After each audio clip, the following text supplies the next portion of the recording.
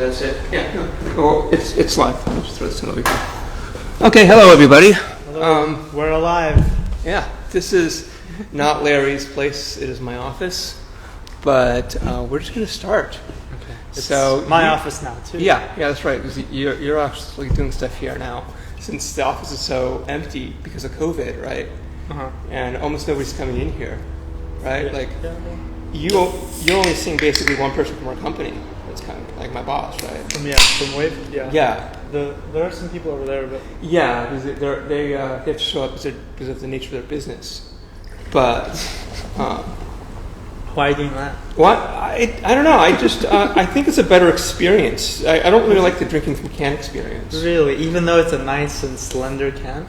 No, because it still has a sort of like that sharp metal part and. Okay. Yeah, I don't know. Like I drinking from a cup is just much more pleasant, Okay. I suppose. I mean, I can do that. Yeah, I don't know. It's but just. I guess I like the mass production. Kind of familiarity to it. Yeah. So you said you had some topics that you had prepared. Do you want to talk about? What do you want to go over? Okay. So maybe I'll just.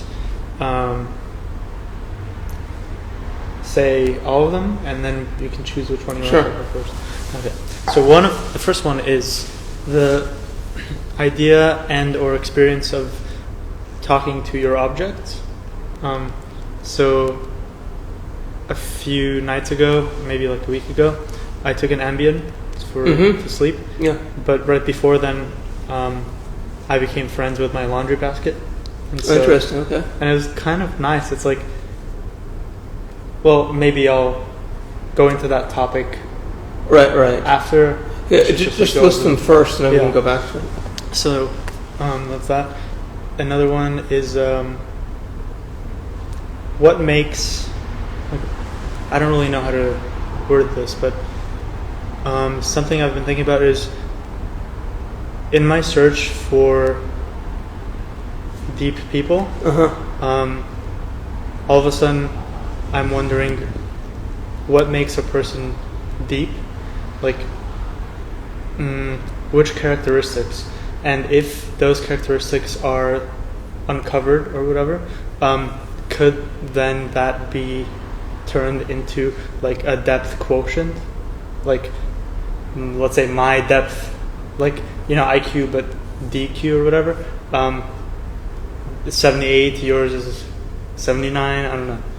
So that's something I was wondering about. Which characteristics would lead to that? That's an interesting concept. Yeah. You want to go into that one? Is that it?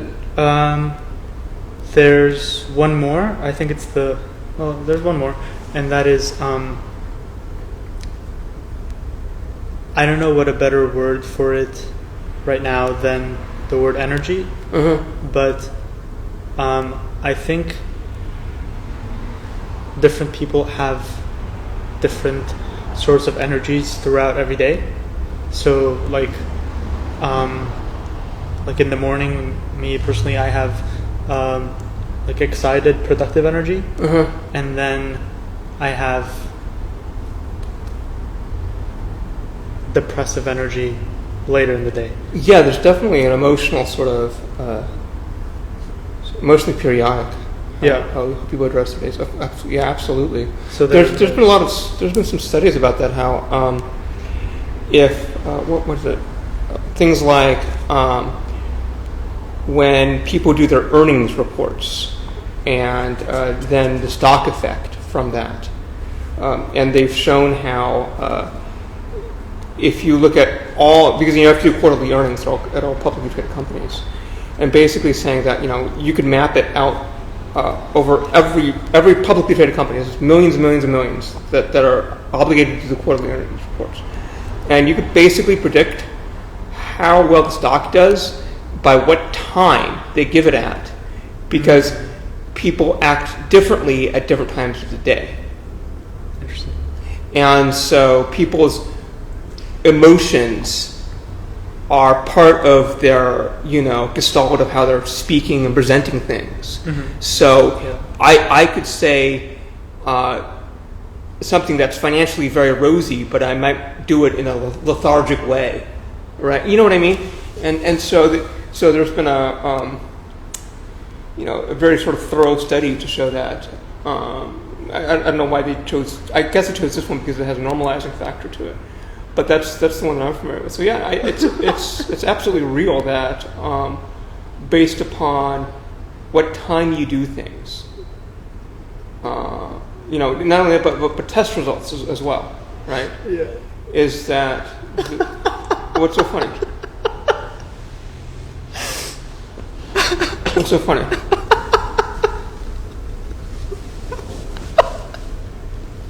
All right.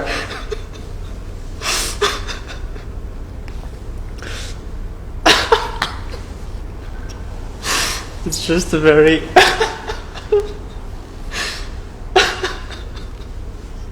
it's a very Chris way of sitting. Oh, this. I've been noticing whenever I watch these videos, like I just look so strange. I look so alien when I do this kind of stuff.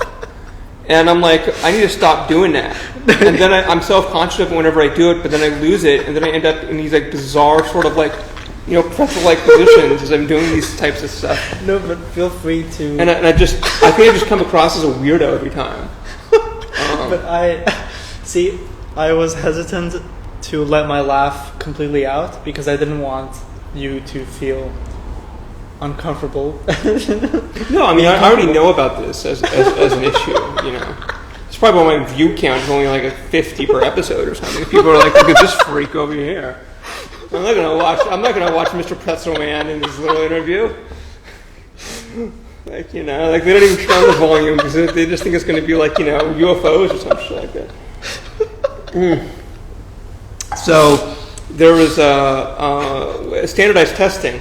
They've been able to normalize for time taking of the test and show that over very, very large sort of countrywide demographics that you can basically predict the performance of a test based upon what time of day the student took it, on a very sort of generalized sense, right? Of course, an individual student is better than that one, right? I understood. But we're talking about you look at 100,000 students that took it at 10 a.m. and 100,000 students that took it at 1 p.m. And generally speaking, you have to assume that there's just as many smart people and just as many not so smart in each group, and then you could actually show that the time affects. So yes, I think that both of those sort of support your hypothesis that yes, the time does matter dramatically, and the earlier in the day, the better the performance, and it seems to be irregardless of whether people claim that they are morning really or people are not. Yes, there's been a number of tests about that, and this idea of circadian rhythms and things like that, and all those.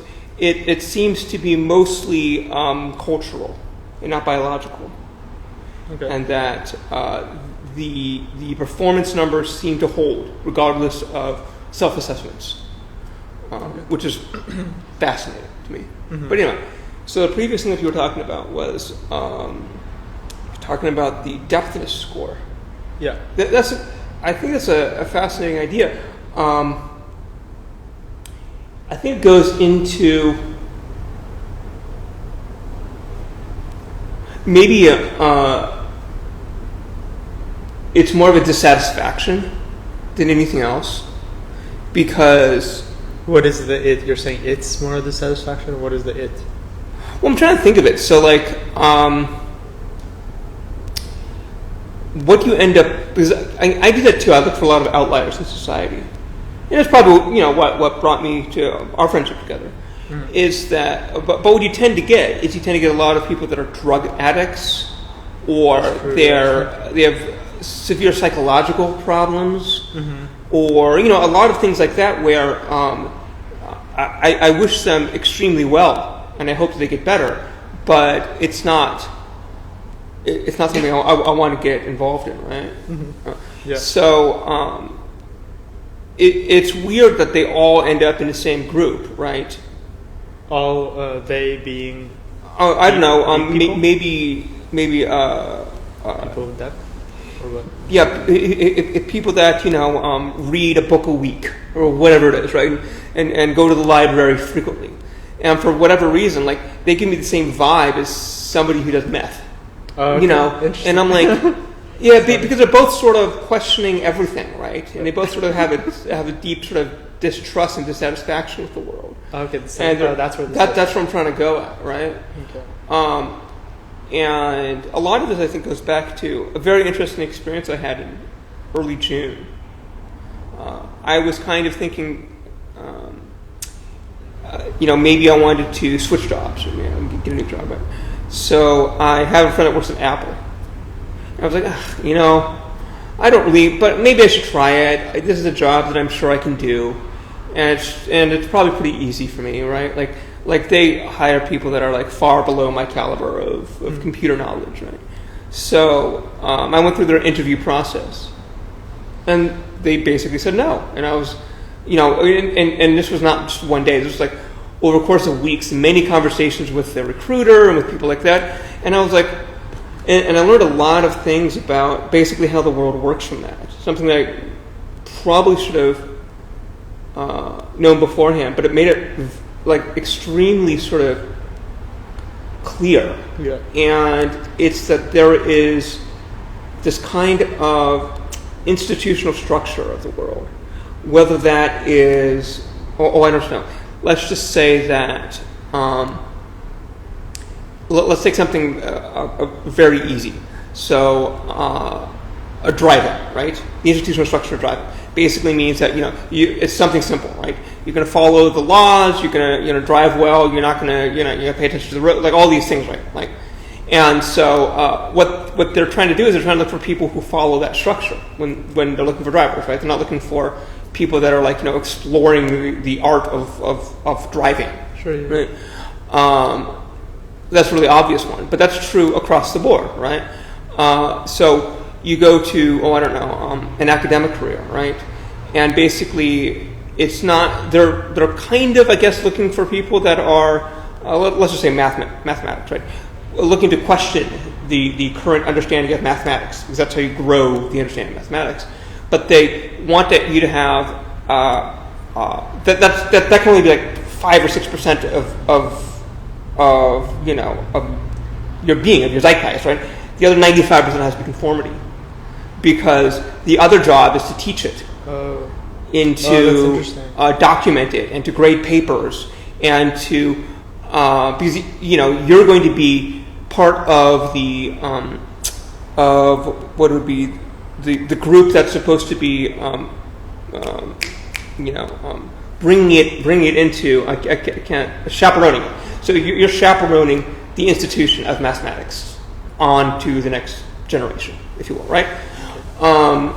And so from a corporate standpoint, or from an Apple standpoint, the issue for me in that entire interview process is that they were looking for a very sort of specific type of skill set expressed in a specific type of way. And they weren't looking for deviations, because they're forming an institution, and the institution is people, and the people have to have that institutionalized way of thinking in order to have that conformity to chaperone the world's largest institution, which is Apple, a $2 trillion company, right? They can't just have a bunch of randos, being experimental, doing off on their own things, right? Even if that might be a much more productive way to invent and create and innovate, they really can't do that, because that's not how you have institutions, right? Just like if somebody was to teach mathematics, right? Like they have to teach algebra, right? Following the rules, so that all the students that come out we know what they know. So right. there's an institutional responsibility there, and it was something that I didn't realize existed at every level of society until that June interview, where I was like, "What do you mean? Like this is stupid. Like you probably hire people with 6 months of experience, and I've been doing this for 20 years. Like what the fuck? And I had this, and I was like, what is it? And I realized, it's because I don't do that. Do what? I don't chaperone stuff. I'm not an institutionalist. And okay, so I've been meaning to ask what you mean by, like, what is a part of the Apple institution that is separate from who you are?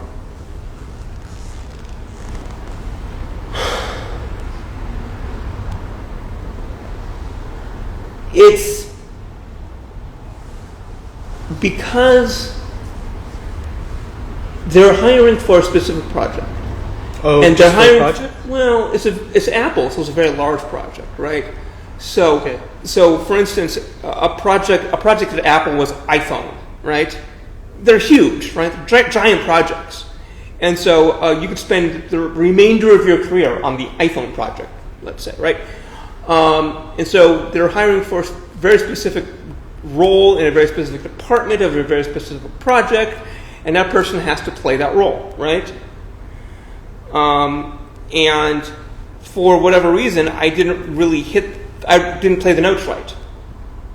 Right? I wasn't able to read the cards, right?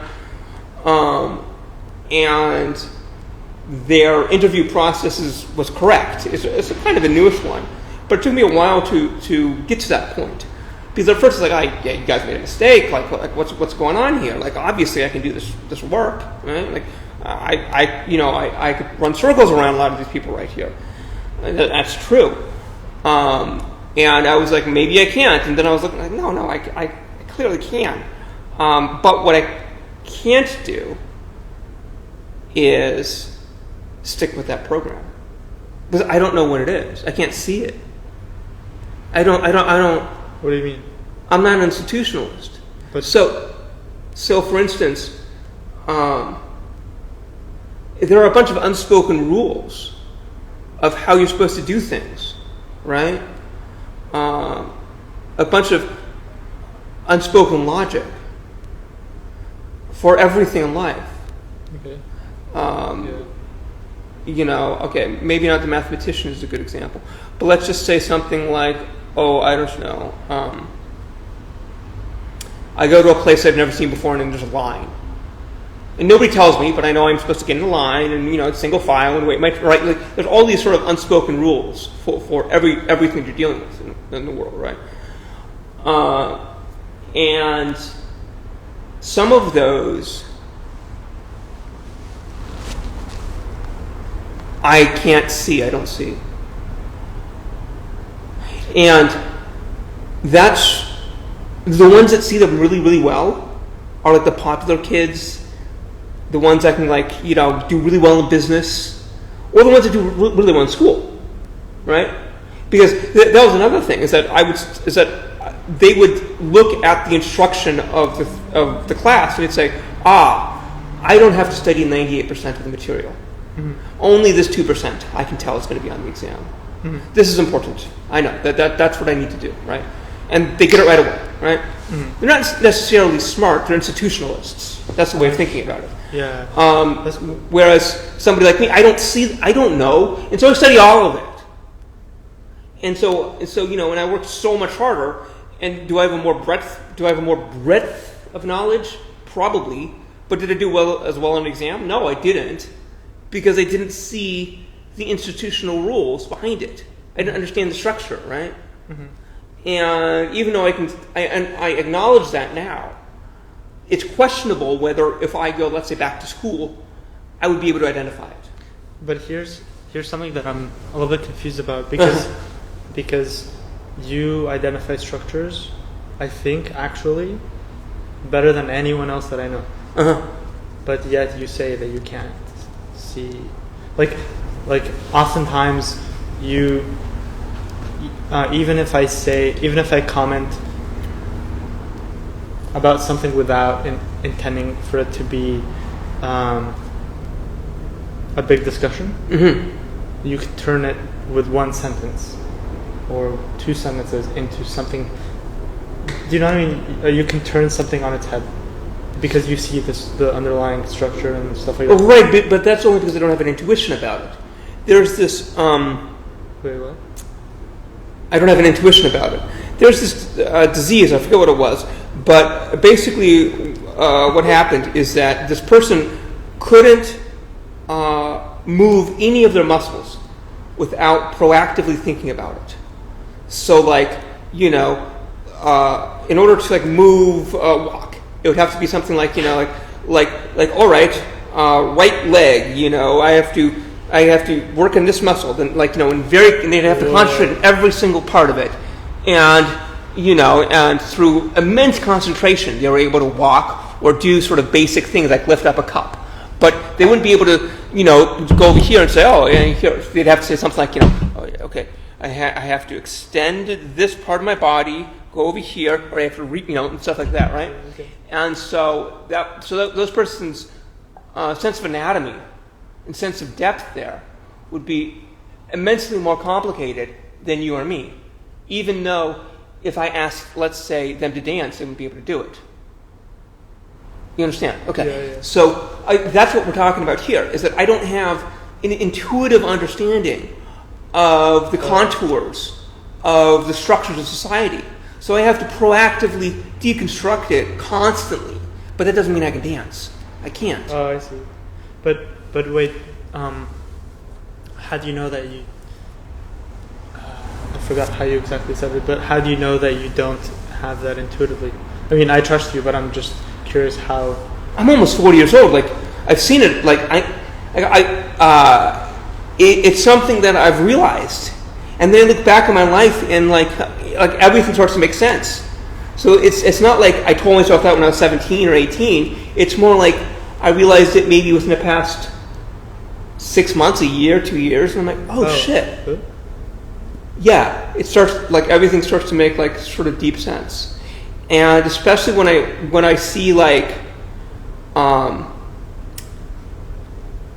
things I don't find engaging, right? Like, I don't know. Let's go back to Apple. So, like, it's like the success of Apple, I think, is 90% their marketing. And it's not only their marketing on ads, but it's their marketing of how they make the products look, right? How they make them feel or touch, or all these sort of sensualness to it, right? All of those, you know, when you interact with it, you know, the sort of, like, you know, delights that you have.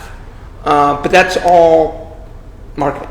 So it's not some kind of, like, technical superiority necessarily. It is a design. And what has always frustrated me is that, you know, Apple would do something like, I don't know, maybe remove all of the ports on their laptop, which I would think would be a very stupid engineering decision. But then other companies start doing the same because they want to just follow in Apple's footsteps. And so, because it's this kind of thing where, like, oh, well, they're successful, so I guess they're right. Like, yeah, no, they're successful because of their marketing, not because of their engineering decisions. I think their engineering decisions are quite foolish, actually. Okay. And these are the types of things that, you know, like, I don't ever seem to be with the mainstream on this. You ever what? Ever seem to be with the mainstream on any of these things. Oh, okay. Because, like, since it's always proactive for me,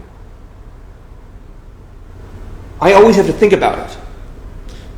Sorry, since what is always proactive?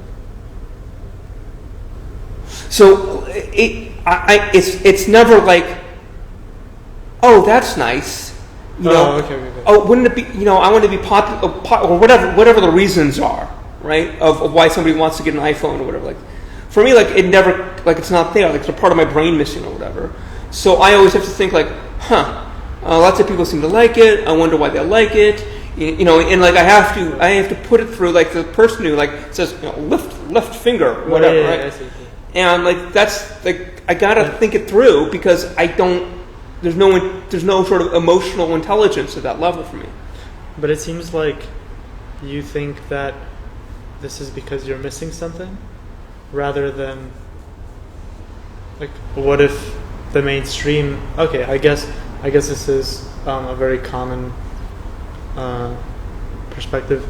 That it's not something wrong with me; it's something wrong with most people. No, not wrong, but let's say missing, or no what? I wouldn't agree with that because but it just seems like you're placing yourself on, in some way, a lower level. Yeah, but it's a disability. But I'm not sure that it is. You're sure that it is? I mean, look, when people are blind, they can do this thing called echolocation. Basically, like, they make these sounds with their mouths, and then based on the echo, they know like a 3D version of the world in darkness. It's ridiculous, like bats can do. It's wild. And like, is that a special thing that they can do? Yeah, absolutely. Are they disabled? Yeah, because they can't see. Of course, right? So it makes up. But like, I'm not going to say that like echolocation like is terrible, because it's amazing that they can. I can never do that, but they have a disability, right? I see. So like, yeah, maybe there's something amazing that I can do, but like, yeah, it's a disability. Like, it's I got to make up for it, right? Okay. Yeah. All right. Is it something that I wish I could do? Yeah, of course it is. Okay. Every blind person is at least a little bit angry at the world that they can't see, right? Okay. Yeah. I don't believe it that somebody is super content that they're blind. Okay. Right? Okay. It's true. Something there. They got some kind of resentment that everybody can do this thing called sight that they've never experienced. Yeah. That if somebody's in a room, they know just by some kind of sense that they've never experienced, without talking with them or hearing it. That's crazy. Yeah. Even the most happy-go-lucky person is frustrated by that. I can imagine. Yeah. Okay, so do you want to go back to the main topic of depth quotient? Well, since we kind of went down the Apple route. So doing that, I think that's really what you're looking for. Is you're looking for people who maybe you are looking for disabled people in that sense. Think that? Because they have to compensate somehow in order to engage with society, and those compensations are part of their. I mean, not necessarily to say genius, but part of some kind of unique skill that they have to develop that other people just don't have. Okay, so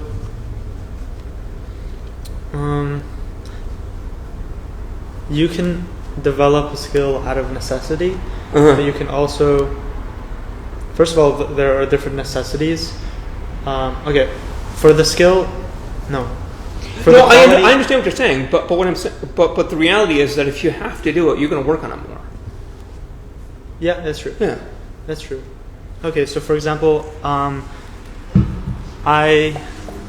like you and I could master echolocation, right? Like we could probably, like every human's capable of it, but I can see, so I don't need to do it. Right.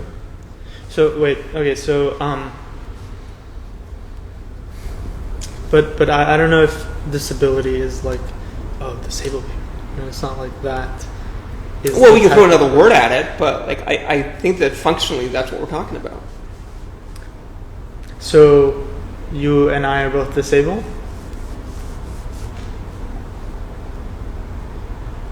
I think that it's not a necessary precondition for what you're talking about. However, I think that there's certainly a high correlation. Sure. That let's go back to mathematicians. Just think about how weird those people are, right? There's certainly something wrong with those people. No, it's true, right? I've thought about that a lot, and I was like, well, what does it take to be good at mathematics? Well, you got to be alone for a long time, where you can concentrate, not have any friends, lots of quiet time. You got to I'm sure that there's a few sort of social butterfly mathematicians out there, but I don't think it's a coincidence that this is a very hard thing that takes years of intense solo study is picked up by people that sort of have some kind of don't have social graces. Right? Yeah. I'm gonna keep trying to redirect. We're at 30 minutes, so yeah.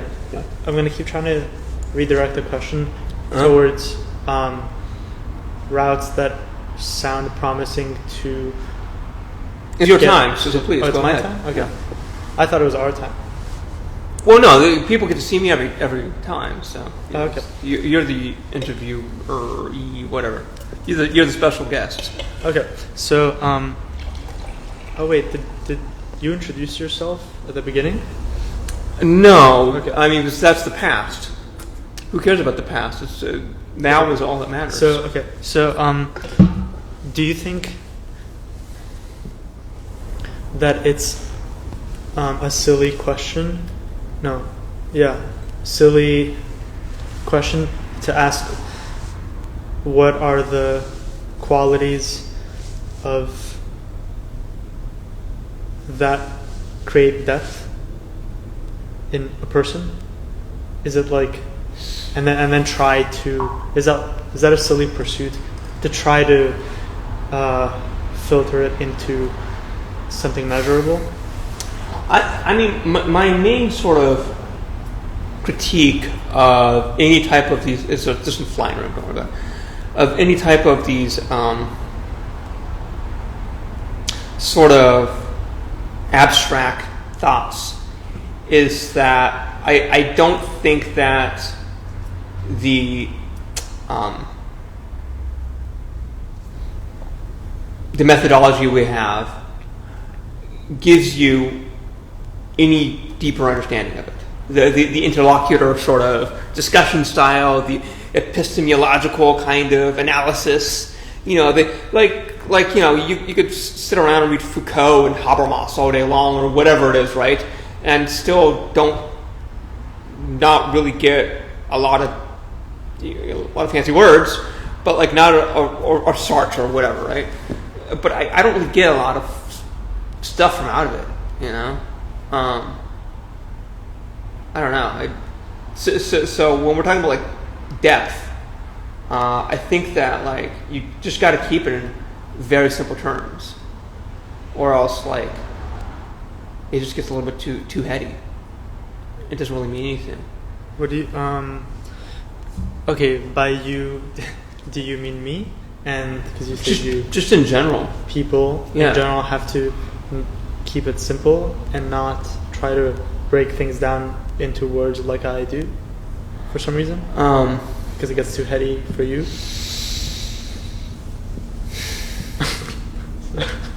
Unless I did that again.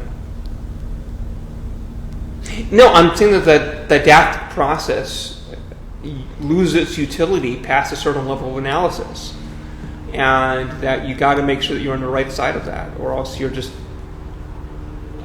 you're more detrimental than constructive. Okay. I mean, let's put it in art, right? Is that art analysis, as you know this, right? Is that when you overanalyze art, it just becomes bullshit, right? And like, there's a certain sort of level where you need to stop and not go any further, because like that other side is just wackiness. It's not real. And you know that's with all concepts, right? Is that there's a certain sort of like, you know, a perimeter of reality. And it's easy to jump over that and go into wacky land. But, like, you got to make sure you don't do that. Okay. I mean, that's really vague because I don't know what that would be in this scenario of the question. I'll point it out. Come on, you can go. Let's continue. What? Oh, you'll point it out. Yeah, good. Okay. Because, yeah, this conversation in itself is already a little bit on the border of what you were saying. But anyway. Yeah. So, okay. So I was thinking. Thanks for that. Huh? Thanks for the fruit. Sure. I was thinking. So it's on my phone, the thoughts I had on that question, but I think I can try to recollect. Well, I mean, do you think that depth is a single dimension? Do you think that's even a worthwhile endeavor to talk about? Because I'm curious about it, yeah. and then if I find that it's just a dead end, then I mean, do you think you can do it on some kind of quantitative comparison in any kind of faithful manner? Oh, what do you mean by that? Quantitative comparison? The problem of it, like an intelligence quotient or something like that, is that it's. I'm not going to say that all people are the same. That's not true. Some people are certainly extremely brilliant, and some people are certainly not so brilliant. Absolutely reality, right? But once I try to put numbers behind that, I don't. So I don't know if you can quantify those such things. So the question is really two parts, with the first part being more important and the second part being less important. The first part is just a more abstract. What makes depth? What really constitutes depth in a person? Even if we can just figure that out subjectively, but with the hope of objectively. And then the second part is, if we can figure that out, just for fun, can we turn that into numbers? So that's. I feel like this is going to be we could do this over 2 hours if you want to. I mean, if I want to. Yeah, I don't know. Sure.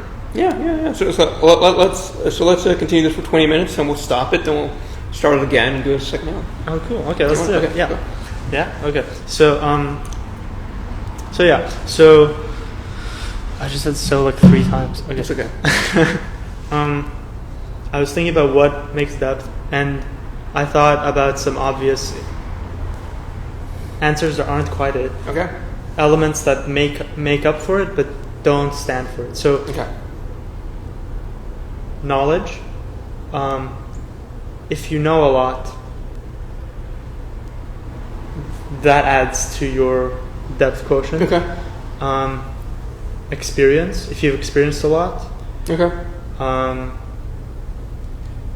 That's. I hope that adds to it. Curiosity. So, even if you don't know much and you haven't experienced much, your curiosity drives. For example, in me, it drives questions, and through questions, I find depth. So, those 3 things, and then the last thing that I've thought of was that what if the seeking of depth itself makes adds to my own depth. So this like meta quality, like because I look for depth, I expand my own depth. I don't know if that's true or not, but I kind of would assume so. Well, the first 2 things are kind of interesting because when you go to Eastern cultures, they have 2 different ways of 2 different concepts of studying knowledge, and the first one, and they claim that they're completely different, and that you can't sort of emulate one via the other one. And I'll tell you what they are. So the first one is the one where you're studying something, reading a book, right? Maybe something like that, right? You're maybe watching a video. You're observing, right? And then the second one is you're doing. Right? And so, classic examples of martial arts, right? I could, if I sat around and watched videos of people punching, or read all these books from it, right? I still wouldn't have any knowledge of how to punch, right? I could read shelves full and watch days worth. But until I actually, have instruction on the actual movements, I have no knowledge. And that second one is the only way to learn that. The reading of the books and stuff is something else. It's not the same. So I forget the Japanese words for them, but that's essentially what you're saying here. Is that you're talking about the experience is the word that you use for that. Yeah. And so you separated out the learning process in the way that a lot of Eastern cultures do. But I don't think you realized it, but it's a separation that's common amongst non-Western. Oh, okay. So that was interesting that you did that. Oh, you're pointing it out because you found it interesting that it didn't lump it into something. Well, that you made a separation that's much more common in other places. Oh, I see. That you don't see in the West. I see. Okay. Well, thank you. And then and you're welcome. The other ones you were talking about, which is the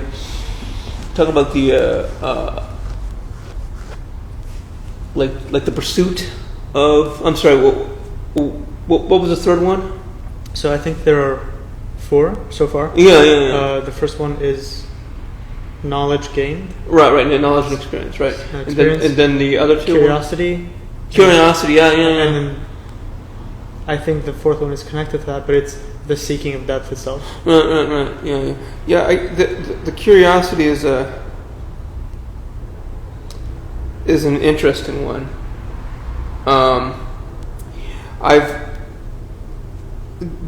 It's come up recently in a very sort of common critique of Donald Trump. I see it frequently. I say that he's very incurious about the world. Right. Interesting. Yeah. That's such a. I didn't just hear that once or twice. I've heard that maybe a dozen times or so. Okay. So it seems to be a common sort of a modifier when people are trying to critique him. Now, I didn't really think about that idea of people being incurious about the world, but until I constantly started hearing that. But I think that's true. That there are a lot of sort of incurious people out there. Yeah. So yeah, it's a. I don't know. So,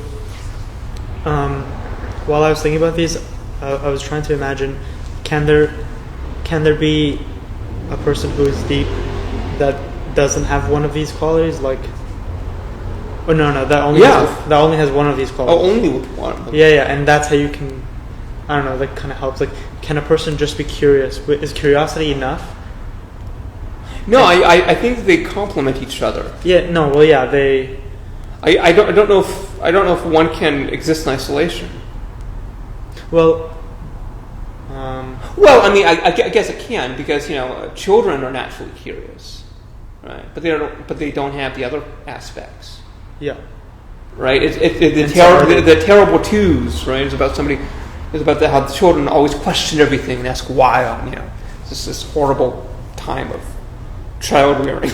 Is this like immense curiosity that kids get around 2 years old. So yeah, no, I think that people can be curious. And the question is, what about adults, right? Children are like a different species. I don't know. I think so. I think so. What?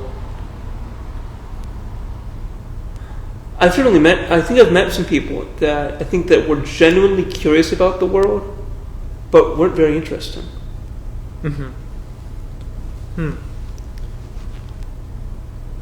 Do you have a solid memory of those people? Yeah. Okay, so how were they curious?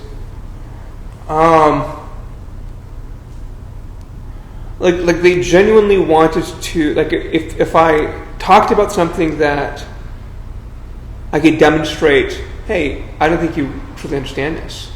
They're like, oh, that's and they're generally, oh wow, I didn't know that. Oh, whatever, like genuinely curious about it, right? But then the next time I see them, or like beyond that, then they will think that they understand it because they've broken it down into some kind of ontological taxonomy of rigid structures or something like that. Say, oh, look, I understand it, right? Like there's these two categories that have no grayness in between, or whatever it is, right? And they only relate upon this plane, or I see. And it's just like, and you're like, no, the world is fuzzy, like by its very nature. And like you can't, like, true knowledge is a lie. Like, you can't ever get to the truth. Like that's the whole idea of Plato, right? Okay.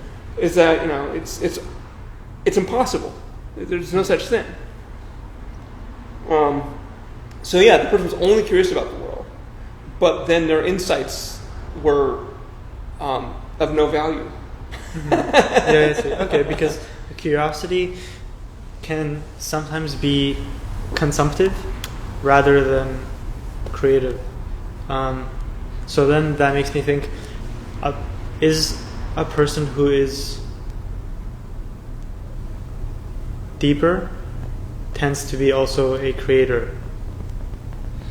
Like, I don't know. There's the whole artist stereotype, but I've met way more artists who are not deep than artists who are deep. Oh, absolutely. Like, enough to turn me off. Like, I don't care about most artists. Yeah. It doesn't turn a light on in my head when someone says they're an artist, except in my own wishful thinking. I'm like, they're probably gonna suck. No, I don't. But aside from that, I just don't like descriptors in general. Descriptors? Yeah. Oh, the people using. Say, if they say they are anything. Yeah. I'm just, I don't care. Yeah. And unless there's a context, unless somebody's like I'm hard of hearing, please talk to me. Of course, that matters. But if somebody uses the self-identifier thing, I'm a cultural identity, such and such. Yeah. I don't give a shit. Okay, so here. Oh, okay. Another aspect of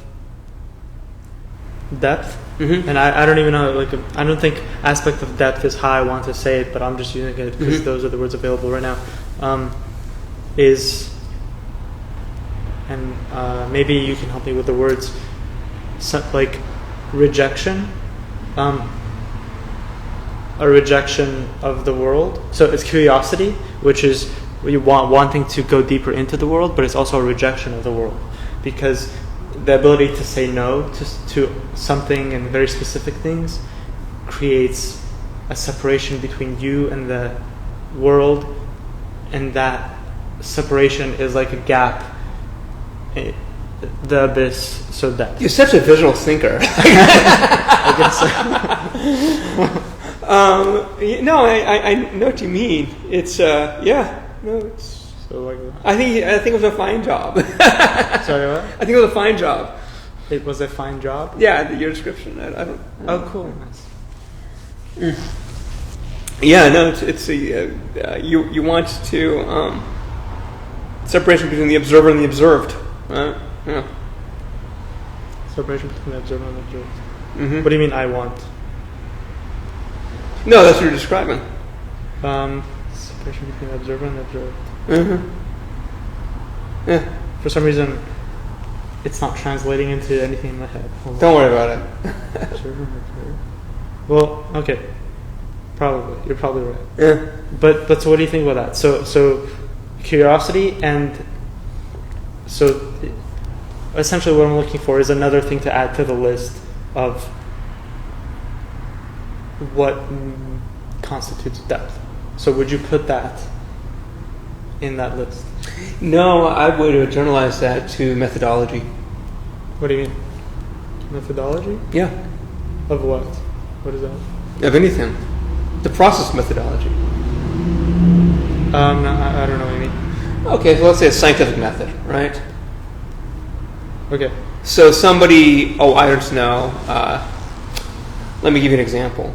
So I had caterpillars, and I had this spray, and I wanted to see, and it was advertised as killing the caterpillars, but I sprayed it on there, and the caterpillars kept walking. Yeah. This thing doesn't work, right? Yeah. And so the scientific method would be not like set aside a caterpillar and then spray it. It would be, you'd have to have a control, right? So you'd have to have two caterpillars. in equal settings, and then one would have to be sprayed and one would not have to be sprayed, right? And then you have to do multiple trials. You'd have to do something like that. That's what I'm talking about with the methodology. And I did that, and I found out that yes, it does kill. It just takes a while. Yeah. But like those are types of things. Is that like the scientific method, right? Of saying like, I don't know. You'll see. I see this kind of stuff all the time. I don't know. Some stat will be cited, right? Something like the classic sort of tropish one is to say that some test was done and they found that people with larger feet did better on the test. Children with larger feet did better on the test, right? And you say, I guess large feet have to do with intelligence. No, people with larger feet were older. So that's why they did better on the test, right? Because they're taller, right? And so like. A good methodological method, or whatever methodology, would separate that and would question that and say, well, let's look at this a little bit more. Like, what do you mean? Like, are there any other properties of these people?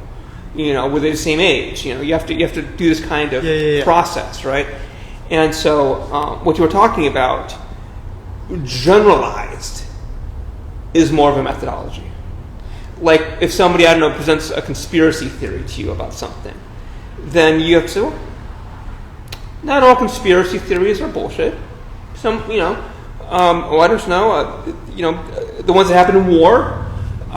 There are certainly some kinds of psyops that go on. Some kind of methodical lies that are done by spies. These things are real. But you'd have to go into instead of saying, oh, this is just whole cloth, it's all nonsense, or I believe in it. You have to somebody who's has depth, what you're talking about, would and really wanted to understand more about it, would have a methodology for studying it, and say, maybe, so that's what I'm talking about with methodology. Okay, so that connects to being discerning. Yeah, no, absolutely. And being able to reject certain things in favor of other things, and having awareness and then knowledge to implement these. Yeah. Okay. Yeah, but only have a rigidity and a strictness to the methodology so much as in it's useful. Yeah. Right. Yeah. Because Yeah. it could hamper you if you do it a little bit too much, right? Yeah. This type of balance, you have to do in everything in life. It's all an art, right? Everything's an art. That's why say I'm an artist. So am I. Who cares? I'm an artist every time I open up my mouth and choose a word. Like, come on. Yeah, it's so silly. Sometimes what people label as art, like as an artist. Because usually it's visual. It's considered to be visual. But if there's art in everything, or no, I don't want to say that. I just no. You know what I mean.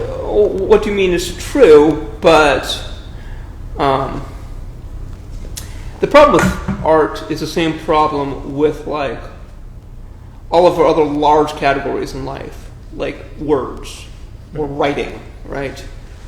Like I could say, I don't know, the written word could be anything. It could be, statistics about, how many people died from cancer last year, right? Or it could be a fiction story, or poems, or anything, right? It could be all these different things.